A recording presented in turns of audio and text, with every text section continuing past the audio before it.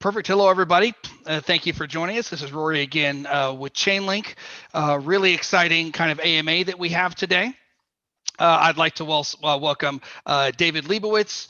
Again, he is the VP of Business Development for Everpedia, and Dawson Botsford, who's the lead software engineer. How are you doing today, gentlemen? Doing pretty well. Thank you for having me, Rory. Super well. Appreciate this opportunity. Absolutely. Well, again, for those that don't know, we had a recent announcement about some cool stuff around AP data and becoming a Chainlink node operator and providing that data as well. So super excited to get into that a little bit, but as well as kind of really what's behind Everpedia, what you guys are building, and kind of how you're sort of incorporating really traditional with kind of cutting edge technologies here to provide solutions. Yeah, I think, you put it perfectly there. Oh, excellent, Dave. Yeah, thanks. And so kind of just to welcome everybody, I just want to say, thank you to the Everpedia, Chainlink, and blockchain community for joining us today. Again, special shout out to David and Dawson. Everybody's super busy, so always appreciate you guys taking the time. The real goal of this Q&A is really to allow the community to learn more about this integration, about what more Everpedia is doing, and exploring what really makes this unique. So basically for the first part of the call, again, a Q&A chat structure. If you have any great questions, ask them in the YouTube channel. We'll do our best to get to them. And again, at the end, we'll have all the description, all the links you'll need. So if you want to join other community, find more resources, we'll certainly be happy to provide that for you. So without further ado, I'll kind of get into it here. So would each of you mind maybe just introducing yourself and giving me just a little bit of your background? Dave, we'll start with you. Yeah, so my name's David Leibowitz. I'm the Vice President of Business Development at Everpedia. I've been with Everpedia for over 4 years. I originally started as an executive editor when we were merely an alternative encyclopedia before blockchain was even a thing. And as Everpedia grew and we decided to move towards blockchain, move towards on-chain knowledge, I kind of grew along with it. And now I do business development. Awesome, Dave. Thank you, Dawson. How about yourself? Hi, everyone. Thanks for joining. I'm Dawson. I'm a software engineer at Everpedia. I've been at the company about a year now, and I joined because of how inspiring and tricky some of these crypto challenges are, and being a first mover on this is the most exciting way I could spend my career. Awesome. Perfect. Thank you for that, Dawson. David, maybe you wouldn't mind taking this next question. Versus something like Wikipedia, what's the difference between what Everpedia is doing and what something like Wikipedia is doing traditionally?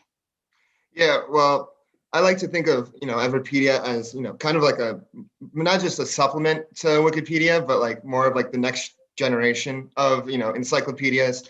Early on, like 20 years ago, Wikipedia kind of took the torch from Encyclopedia Britannica into the Web 2.0, and I see Everpedia doing the same thing with Web 3.0. With how we integrate blockchain infrastructure into our platform, and we're really about bringing knowledge on chain.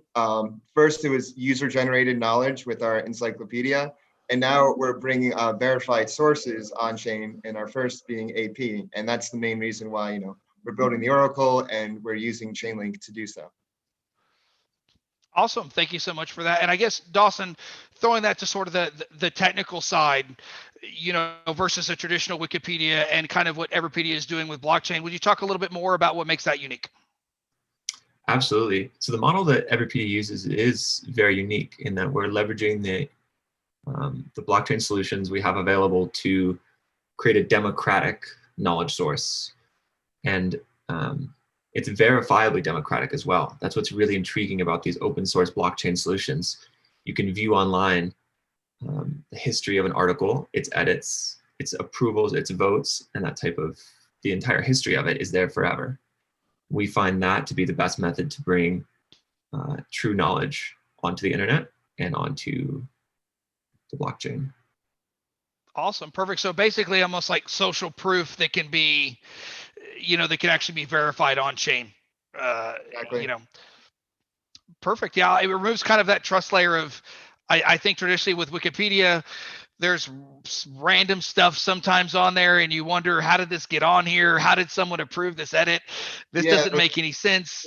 Yeah, the thing is, like, the problem with Wikipedia is, the admins can be very dictatorial over pages, and, people could, are making good faith edits, and they have things they want to either correct or improve, and they just get, just shot down right away.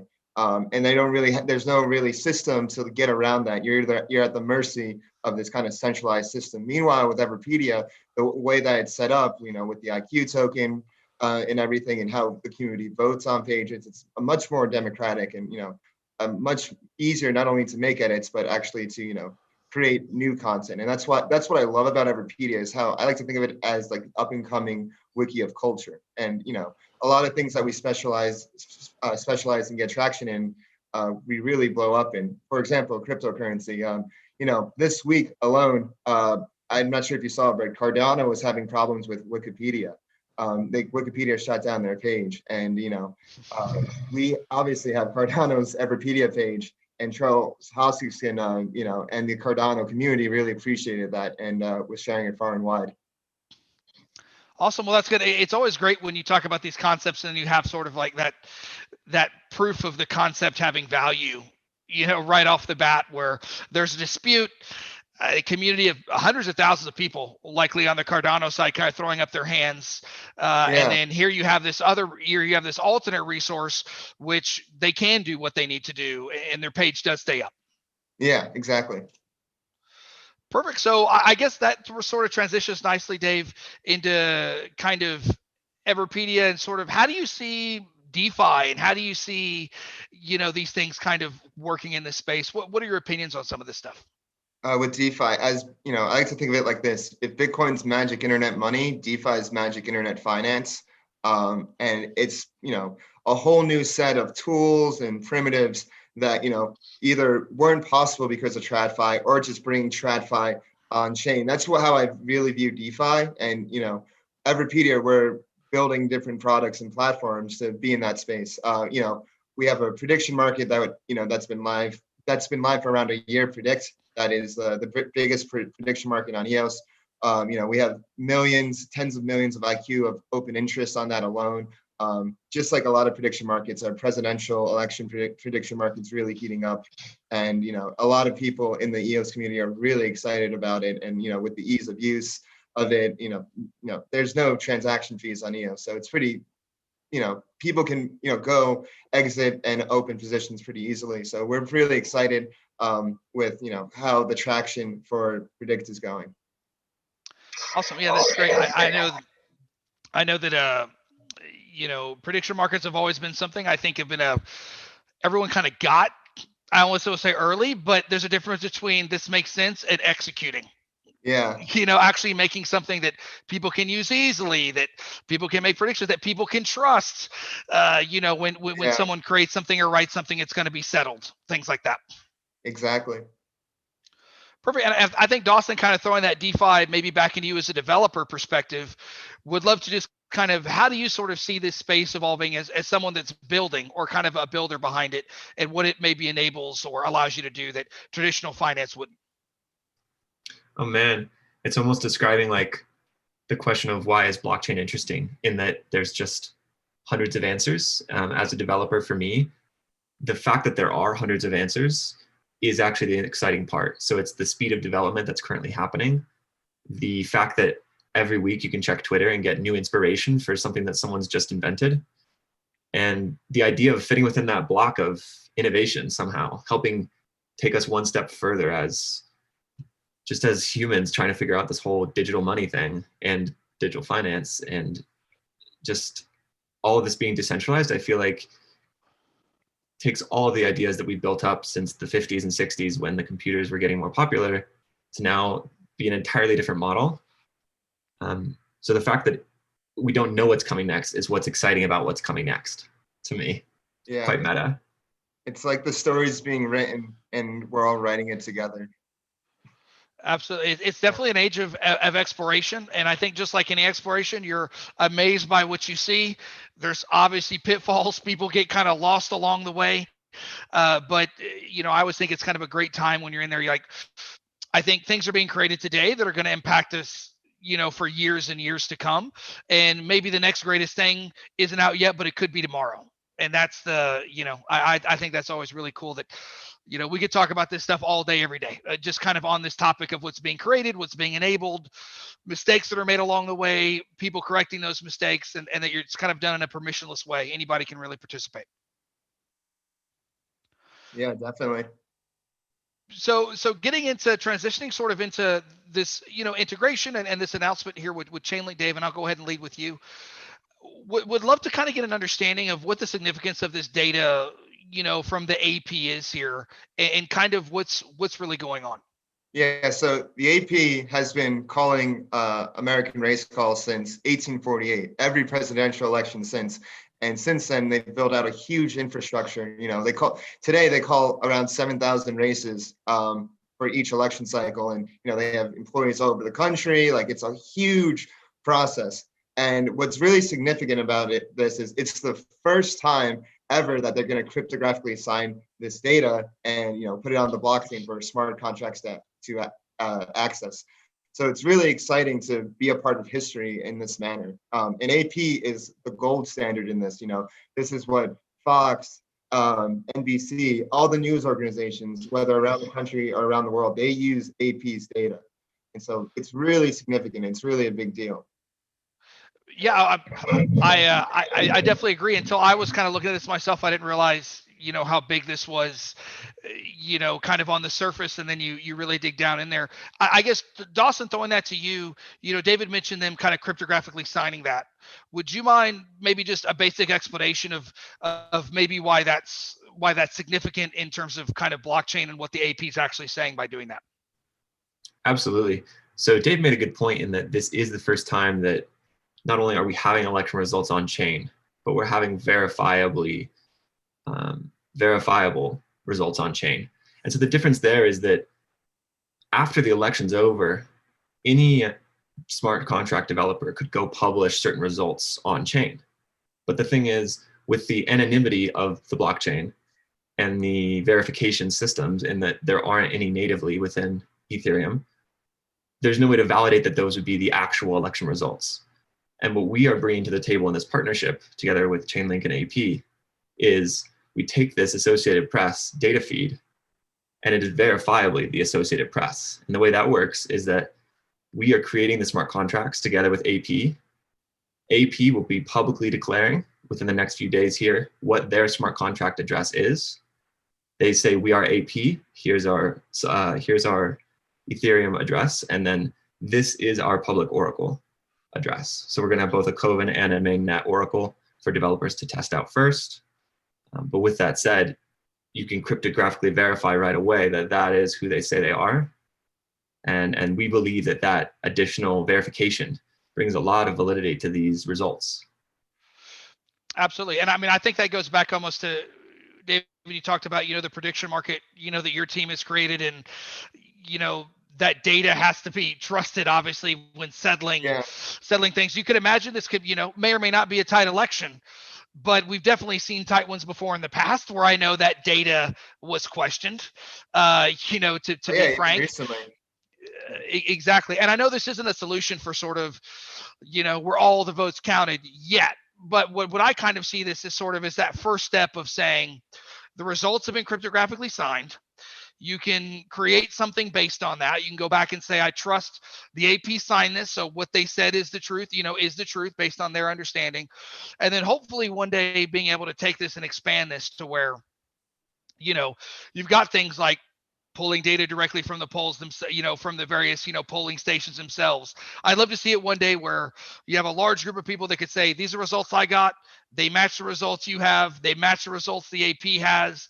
And you can all collectively say, oh yeah, this individual won the election, versus kind of what sometimes gets thrown up where different states can say different things. And you sort of got all this kind of massive amount of information, but there's always definitely a question of what the truth is at any given point. Yeah, absolutely. I'm looking forward to that future of verifiable information.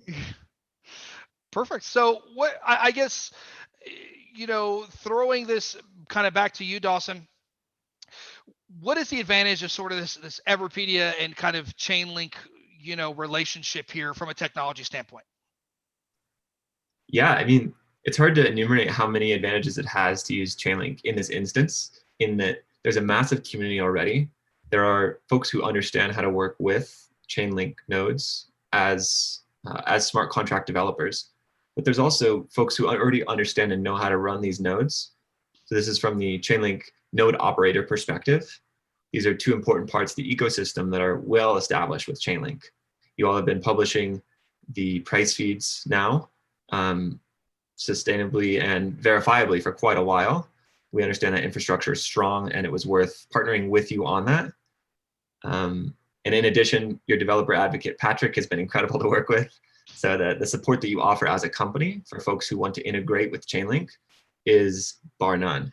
It's been such a joy to work with Patrick and the rest of the folks I've gotten to chat with, because without that, coming into the Ethereum ecosystem can sometimes be overwhelming with the same speed of development conversation we already had. So Chainlink has a lot of libraries that are easy to use out of the box. And as a developer, I'm finding it to be a joy to work with so far. Awesome. Well, yeah, thank you for that feedback, Dawson. Your team's been amazing to work with as well, on kind of every side, from the integration to the marketing side. So I don't think a lot of people understand how much work goes behind the scenes. Dave, I'd love for you to talk this thing with the AP. I'm assuming it didn't happen in a week. No. So can you take us maybe just a little bit through just kind of what that process looked like?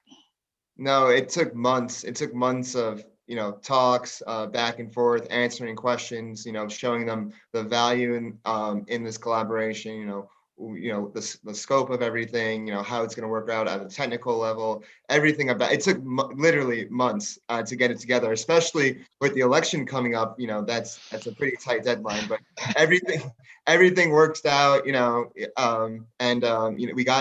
it, and now we're all working together on this collaboration. Yeah, that's perfect. I think, it's always sort of the people in the traditional space that the AP obviously has been doing things probably in a similar fashion for a very long time. Yeah. It's really being able to show them the value, why they want to do something like this, what the benefits to them long term, and being Exactly. that first. And it's the AP, so yeah, they, their name is very valuable, and they really stand by that, and they do their due diligence, and they saw our reputation in the space, they saw Chainlink's reputation in the space, and they wanted to be a part of it. Awesome. Well, yeah, that's great to hear. Well, thank you for doing that. I know you were trailblazing that. And, I would just say you see the effects when, down the road, hopefully it enables, we can see more and more and more things like this, kind of happening down the road from some of these data sources that are valuable. Yeah, for sure. Perfect. So I guess the next question is, are there any other types of data? Or anything beyond election results, maybe, Dave, that you can share, maybe that you're thinking about, or maybe that you're exploring, any other type of data that, maybe long-term looks kind of interesting to you and your team? Yeah, definitely. So we see all different kinds of data being valuable to us, sports data, news data. The possibilities are really endless. Like anything that could be like, put in kind of like readable, programmable form can be, any smart contract can take for to make, certain decisions. And so we're really, we're exploring all different avenues with AP. We're talking to more organizations as well, seeing who else we can bring on. We're going to see what else we can do with AP as well. So there's a whole, I think the possibilities are endless on that front. Awesome. Well, that's good to hear. Yeah, I think it's, the sky's kind of the limit in terms of what you can think of. You just have to decide what's the next thing. And I guess getting into that, Dave, anything publicly, kind of what's next sort of on your roadmap? May or may not be Chainlink related, but kind of what are you guys working on kind of next? What can we expect from you guys? Well, we're announcing something big coming this week with using the election data that I'm really excited for, with I'll say this, a well-known partner, a well-known entity in the Ethereum space coming up with the election. So I'll leave it at that. And other than that, like I said, we're exploring different types of data to use. We're talking to different partners to bring on to basically copy what we're doing with AP, and bring it to more like verifiable, top tier, reputable partners. Awesome. Well, skipping ahead a little bit, where's the best place, Dave, for people to kind of find that news, whenever it breaks next week? Where's kind of the best place to follow you? Where could they expect to see that? I would say the best place is follow Everpedia on Twitter, at Everpedia. Go to our Telegram group at Everpedia. We have a very vibrant community. We encourage people to join. We encourage people to contribute to Everpedia. If they have any questions, we're there to answer them. Those are the best places to, get involved with the community. And of course, everpedia.org. Come visit our site. Awesome. Perfect. Well, getting on a little bit of as we kind of wrap things up here, we'll start with Dawson here. Dawson, what do you like to do when you're not working on Everpedia? Maybe you are 24/7. I know most of us do in this space, but when you're not, what do you like to do for fun? What are some hobbies, or what do you find yourself doing when you have that 10 to 15 minutes of spare time or get a day off? Yeah, you're right about that with the 10 to 15 minutes thing. In the world of DeFi, it really is trying to keep up with DeFi when I'm not working on work.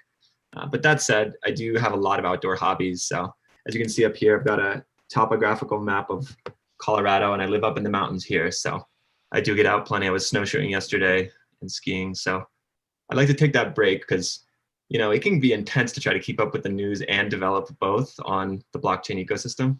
So I like to do the exact opposite when I am taking my breaks. Try to unplug and get outside. Get away from it all. Well, you live in a place where sometimes I think snowshoeing may not be optional due to the weather conditions. But no, that sounds that sounds like a blast. Dave, how about yourself? What do you like to do on your time off?